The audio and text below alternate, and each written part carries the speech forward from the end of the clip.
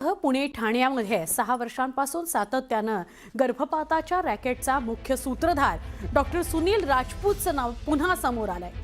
2 दिवसांपूर्वी साताऱ्यामध्ये उघडकीस आलेल्या गर्भपाताच्या रॅकेटमधील पीडितेची तपासणी याच राजपूतनं केल्याचं डॉक्टर विकास आहेर यानं म्हटलेलं आहे। आपल्या जबाबात ही माहिती त्यानं दिली आहे। पीडितेचा संदर्भ देण्यासाठी त्याला राजपूतनं 15,000 रुपयांचं कमिशन ऑनलाईन दिलं होतं। सातारा पोलिसांनी वर्षा जाधव आणि उज्ज्वला गायकवाड या 2 बहिणींच्या घरात छापा टाकला आणि गर्भपाताचं नवं रॅकेट उद्ध्वस्त केलं।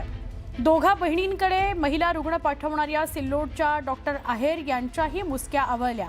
पोलिसांनी आरोपींचे आर्थिक व्यवहार तपासले।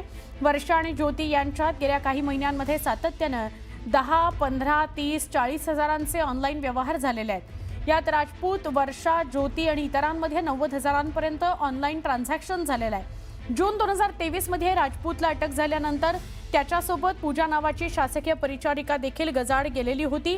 राजपूत परिचारिकांना हेरून पैशांचा मीठ दाखवून गर्भपाताच्या रॅकेटमध्ये सहभागी करून घेत होता। हे गर्भपाताचं रॅकेट चालत कसं होतं ते आपण बघणार आहोत।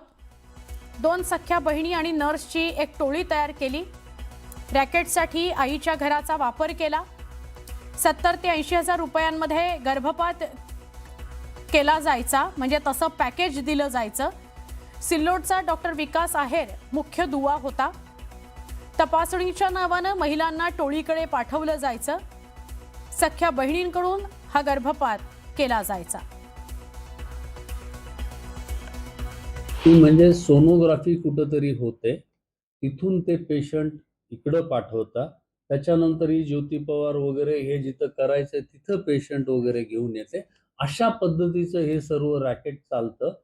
आणि जे काही नावं समोर आलेले आहेत ज्यांनी सोनोग्राफी वगैरे केलेली आहे, तर प्रामुख्याने मला असं सांगायचं की जे की अगोदरच्या 2-3 गुन्ह्यामध्ये त्यांचं नाव आलेलं आहे, FIR झालेलं आहे, तर तेच लोक वारंवार हा गुन्हा करत आहे। आम्ही सुमारे 8 दिवसापासून त्या बातमीच्या पाठलागावर होतो आणि आमचे गुप्त बातमीदार आम्ही नेमलेले होते। त्यानुसार काल त्यात आम्हाला यश भेटलं। सातारा परिसरात खंडोबा मंदिराच्या बाजूला एका घरामध्ये एक महिला, तिच्यासोबत नर्स असे हे प्रत्यक्ष कारवाई दरम्यान आम्हाला मिळून आले।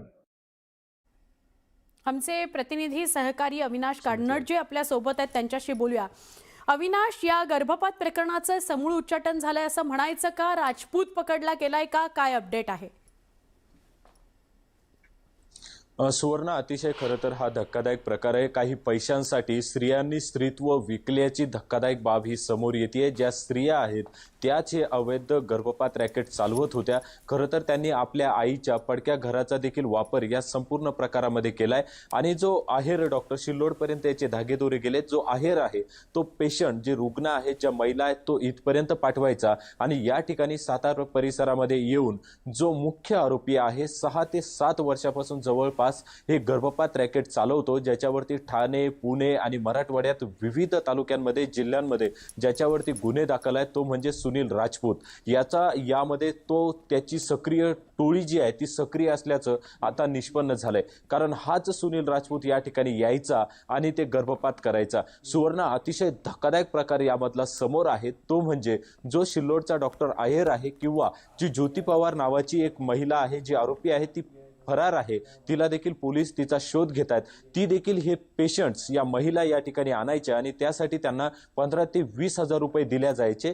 15 ते 20 हजार रुपये पेशंट आणण्यासाठी, त्यानंतर 30 हजार गर्भपात करण्यासाठी आणि 20 हजार जे आहेत ते त्याची विल्हेवाट लावण्यासाठी घेतल्या जायचं। हे टप्प्यामध्ये हे पैसे कसे दिल्या जात होते किंवा त्याचा कोडवड ठरलेला होता।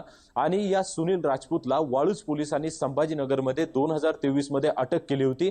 गर्भपात रॅकेटमध्ये त्याला पकडलेलं होतं, मात्र तो आता जामिनावर बाहेर आहे आणि तो पुन्हा यामध्ये सोनवणे, त्याचा जो साथीदार सिल्लोड भोकरदनमध्ये, विशेष म्हणजे 2023 मध्ये आपण सर्वात अगोदर हे गर्भपात रॅकेट उद्ध्वस्त केल्याची बातमी चालवली होती आणि जालना जिल्ह्यातल्या भोकरदनपर्यंत आपण पोहोचलो होतो. त्या ठिकाणचं ते हॉस्पिटल जे होतं त्यावेळेस देखील हे गर्भ जाळल्या जात होते, जे औषधी होती ती देखील जाळल्या जात होती. अतिशय धक्कादायक हा संपूर्ण प्रकार होता आणि तेव्हापासून आतापर्यंत देखील हा सुरूच होता. आता तीच टोळी सक्रिय असल्याने पोलीस यामध्ये अजून कसा तपास करतात हे पाहावं लागेल. मात्र जी ज्योती पवार जी फरार आहे आणि जो सुनील राजपूत आहे त्याला ताब्यात घेतल्याच्या नंतर याचे कनेक्शन अजून महाराष्ट्रभर किती जिल्ह्यामध्ये आहे हे देखील पाहणं महत्त्वाचं ठरणार आहे. पण एकूणच ज्यावेळेस आता ही ज्योती पवार आणि सुनील राजपूत पोलिसांच्या ताब्यात येईल त्यामुळे अतिशय धक्कादायक खुलासे या प्रकरणामध्ये होण्याची शक्यता नाकारता येत नाही. बरं धन्यवाद माहिती दिल्याबद्दल अविनाश.